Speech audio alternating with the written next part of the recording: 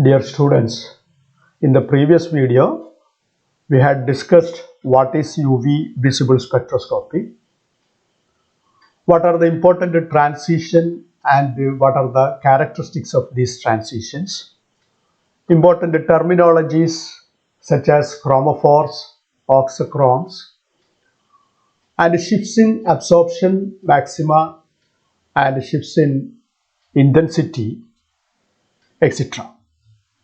In this video, we will discuss the important factors affecting the wavelength of absorption and intensity of absorption in UV visible spectroscopy. Okay? We have been seeing that the change in wavelength of absorption or intensity of absorption is caused by the presence of certain groups called auxochrome, or sometimes maybe due to the presence of conjugation or due to the presence of solvent. Now we can discuss how this conjugation and solvents or auxochrome usually affects the wavelength of absorption by contributing its non-bonding electron present in the auxochrome for the conjugation. Then we can discuss how this conjugation affects the wavelength of absorption or intensity, and then we have to discuss how the solvent polarity affects the wavelength of absorption. Okay? See, when two or more chromophoric groups are conjugated, the absorption maximum is shifted to a longer wavelength. That means lower energy and usually to a greater intensity compared to simple unconjugated chromophores. Right? See how the conjugation or extension of conjugation affects the wavelength of absorption and intensity. See, as more and more molecular orbitals are introduced, the energy gap between the HOMO and LUMO decreases. For example, in the case of ethylene, the HOMO and LUMO gap is this. It is a wide difference between their energy of the HOMO and LUMO of ethylene, and hence this much amount of energy is to be absorbed. But when there is a conjugation or it becomes butadiene, one more double bond is added, and hence new molecular orbitals are introduced. As the new molecular orbitals introduced, the energy of HOMO and LUMO or energy gap between the HOMO and LUMO getting decreases. Similarly, in the case of hexatriene, new molecular orbitals are again introduced by the introduction of another pi bond, and hence the HOMO and LUMO energy gap again decreases compared to butadiene, and hence the wavelength of absorption increases or energy of absorption decreases. Again, if he goes to octatetraene, that is another double bond is introduced in conjugated system, thereby again the energy gap between HOMO and LUMO decreased, so that energy of absorption again decreases or wavelength of absorption increases. In the case of pi and pi to pi star transition, as the wavelength of absorption increases, the intensity of absorption also getting increases. Right? In the case of carbonyl compounds, there are two types of transition as pi star transition and n pi star transitions. These transitions are also affected by conjugation. For example, the normal n pi star transition of carbonyl group is 2 nanti nanometer, 290 nanometer. N to pi star transition is 290 nanometer. But when this carbonyl group is in conjugation with a carbon-carbon double bond, it gets shifted. For example, as in acrolein, this N pi star transition gets shifted to higher wavelength of 350 nanometer. 350 nanometer. It is because as the conjugation introduced the homo-LUMO gap, this much gap is in the case of unconjugated carbonyl group, and here this gap gets decreases, and hence a lambda max of 350 nanometer is absorbed in the conjugated carbonyl compound as in acrolein. Similarly, the pi star transition, in unconjugated molecule is usually around 171 nanometer. It becomes decreased when it is in conjugation with the carbonyl group. For example, it becomes 270 nanometer in 217 again, around 217 nanometer when there is conjugation. Here also the energy gap between HOMO and LUMO getting decreases. Okay. You can see the cases of acetaldehyde and acrolein. Acetaldehyde is a molecule without conjugation. It absorbs around 180 nanometer for pi star transition and 290 nanometer for n pi star transition. Whereas in acrolein, it is a conjugated alpha beta unsaturated molecule, unsaturated carbonyl compound. It will absorb a lambda maximum of 210 nanometer for pi star transition and 350 nanometer for n pi star transition. It is the conjugation effect for absorption maxima and wavelength of absorption. Okay.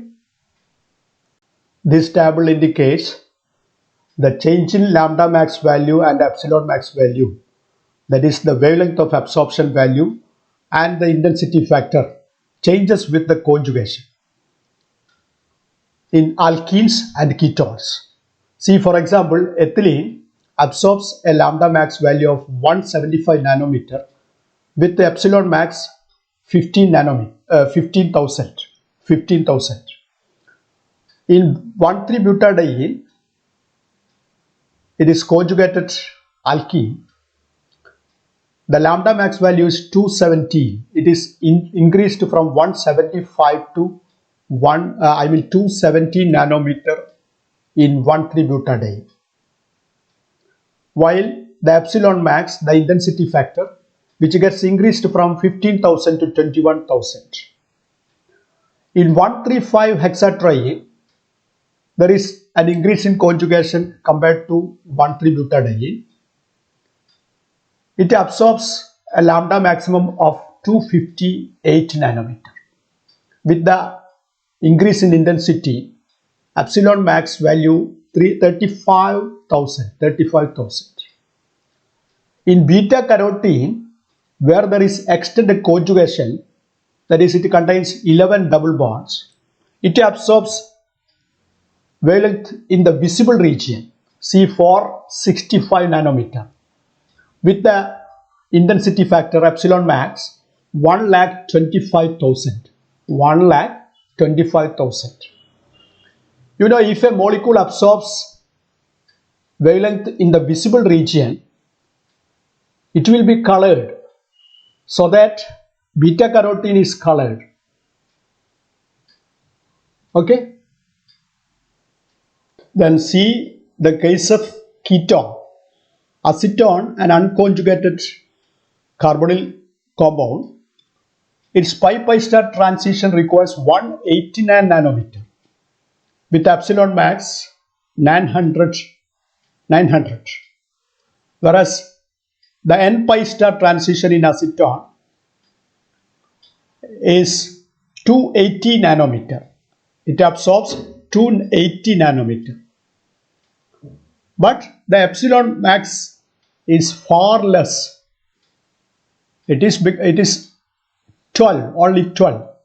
It is because The n-pi star transition is symmetry forbidden process. N-pi star transition is a symmetry forbidden process. Even though energy gap between the non-bonding level and the pi star antibonding level is small, and hence this much wavelength is absorbed. But the intensity factor is very, very small, 12, only 12. That indicates it is a forbidden transition. N-pi star transition is symmetry forbidden process. Okay. Then if we consider the conjugated carbonyl compound, that is 3-butene 2-on, where there are two types of transition. The pi-pi star transition requires, or pi-pi star transition absorb a wavelength of 230 nanometer. 230 nanometer. You can see the increase from 180 nan in acetone to 230 nanometer in 3-butene 2-on. The alpha beta unsaturated ketone. Alpha beta unsaturated ketone, a conjugated ketone. Conjugation increases the value of lambda max, and also see the epsilon max value that increases from 900 to 7100, far greater than this value, and it is because of conjugation. Then see n-pi star transition in 3-butene 2-on, it is increased from 280 of acetone to 320. The n-pi star transition absorbs 320 nanometer, but with very, very lesser intensity, 27, only 27. It is, as I discussed, because of the n-pi star transition is symmetry forbidden, right?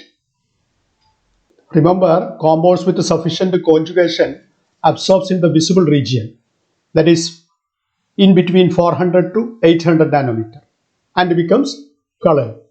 See beta carotene, which has extended conjugation, absorbs a wavelength of 452 nanometer, that is electromagnetic radiation in the visible region, and hence compounds with beta carotene are usually colored. You will see, for example, carrot having a yellowish red color because of the presence of beta carotene. See the color of tomato, which containing lycopene, the molecule with the extended conjugation, which absorbs around 474 nanometer, that is in the visible region, usually bright red. Okay. Now let us discuss how the change in polarity of the solvent changes the wavelength of absorption and intensity of absorption in a molecule. Usually, the position and intensity of absorption maxima may be shifted by changing solvent polarity. It is due to change in polarity of the molecule due to some electronic transition.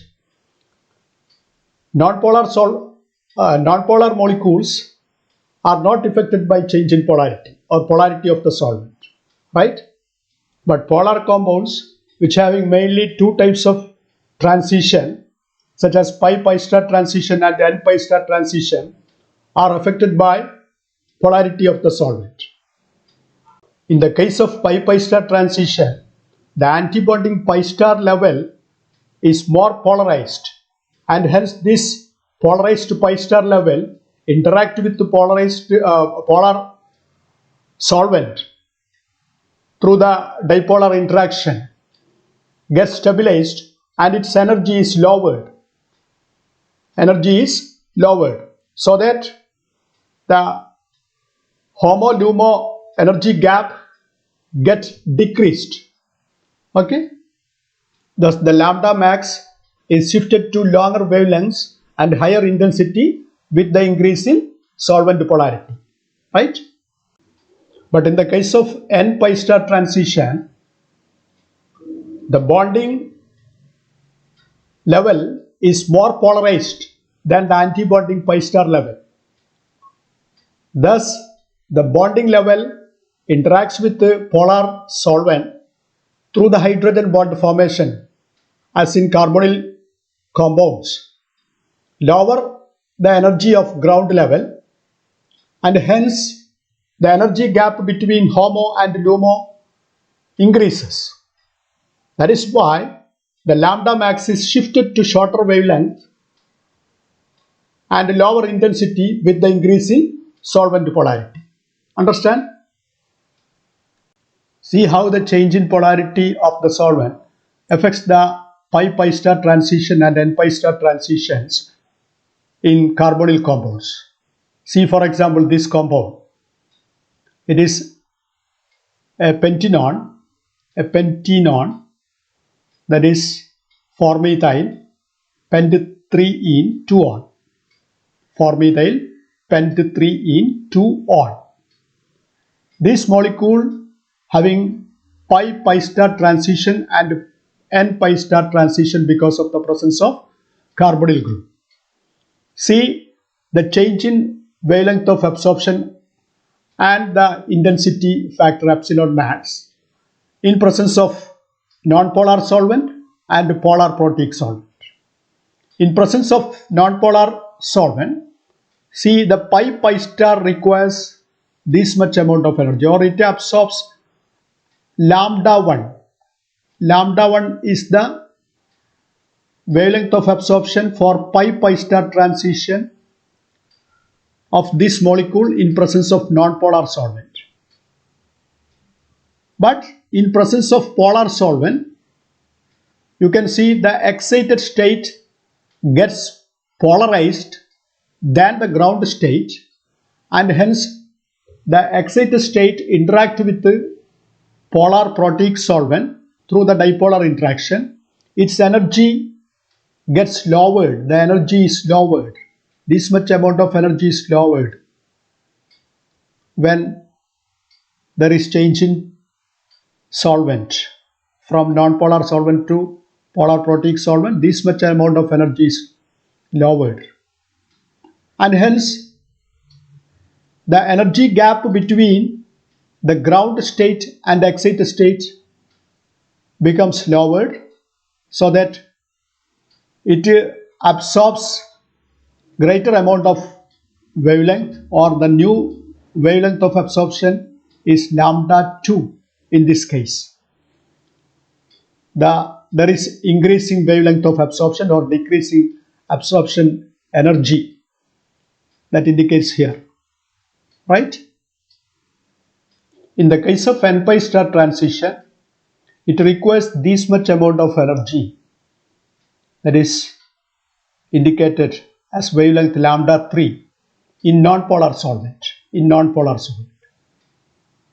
In presence of polar protic solvent, the ground state is more polarized than excited state, and hence the energy of the ground state decreased. You can see from here to here there is decrease in energy of ground level. You can see here in this picture. This much amount of energy is decreased from the ground state or the non-bonding molecular orbital. Then that is why the energy gap between the excited state and the ground state decreases, so that it absorbs more wavelength, or wavelength of absorption getting increased. Okay. The table shows the change in lambda max value and epsilon max value if we change the polarity of the solvent for this molecule. For example, in the case of hexane, a non-polar solvent, the lambda max for pi star transition is 230 nanometer, where the epsilon max is 12,600. But in presence of for n pi star transition, it is lambda max 327 nanometer with epsilon max 98. Epsilon max is minimum because n pi star transition is symmetry forbidden transition. Symmetry forbidden transition. It is a forbidden transition, and hence epsilon maximum is very low. Then, in presence of ethyl alcohol, which is a polar solvent, polar protein solvent, then lambda max for pi star transition is 237 increased by 7 nanometer from hexane to ethyl alcohol. Epsilon max is same, but in the case of n pi star transition, it is 315 nanometer with epsilon max of 78. In the case of water, which is highly polar solvent, the lambda max of pi star increased to 244. Then with 10,000 epsilon max, n pi star transition, it is 305 and epsilon max 60, right? In the case of n sigma star transition, these transitions are affected by solvent polarity, especially by solvent capable of forming hydrogen bond. For example, alcohols and amines usually contains n sigma star transition. They are containing heteroatoms with non-bonding electrons and form hydrogen bonds with the protein solvent. The involvement of non-bonding electrons in the hydrogen bonding at the ground state usually lowers the energy of n orbital, that is the non-bonding orbital, as we had discussed in the case of n pi star transition. The excitation of this electron requires greater energy because of the energy gap between the non-bonding molecular orbital and the sigma star increased, or homo-lumo energy gap getting increased. Thereby, wavelength is shifted to a shorter wavelength region, that is hypsochromic shift is observed with the increase in polarity in the case of n to sigma star transition, such as in the case of alcohols and amines, because of the formation of hydrogen bonds with the protein solvent. In general, it has been found that an increase in solvent polarity usually shifts n to pi star transition and n to sigma star transition bands to shorter wavelength, that is hypsochromic shift, and pi star transition of polar compounds to a longer wavelength or bathochromic shift. Okay, that's all about UV visible spectroscopy. Then we have to discuss one of the important calculation method of lambda max during the absorption of UV visible spectroscopy, that it is deduced by Woodward and Fieser. That can be discussed in the next video. Okay, thank you.